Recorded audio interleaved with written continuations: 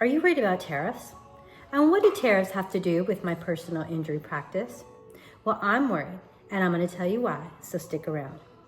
Initially, when I started to hear about tariffs and the foreseen increase in the cost of goods such as vehicles, I thought, you know what, I'll just shield myself.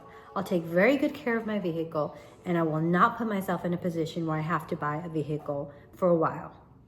But I can't control everything that happens to me. What if another vehicle wrecks into my vehicle, and as a result, my vehicle is declared a total loss?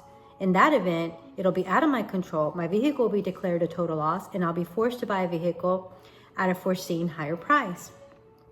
And I know what you're thinking. You're thinking, well, if the price of vehicles has gone up, doesn't that mean that now you're going to get more for your vehicle?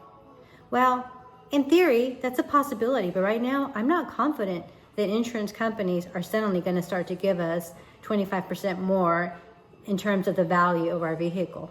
So I'm worried. I also started thinking that it's anticipated that the cost of certain parts to repair vehicles will go up. If the cost of repair goes up, this means that you're going to be closer to that threshold where an insurance company can declare your vehicle a total loss. And then you're going to be in that same position. You're going to be in a position where you have to buy a vehicle at a higher price as foreseen as a result of the tariffs. So I'm worried. For now, I think what we'll do is just keep an eye on what's going on, take note of what's happening, and then figure out a way to properly guide our clients.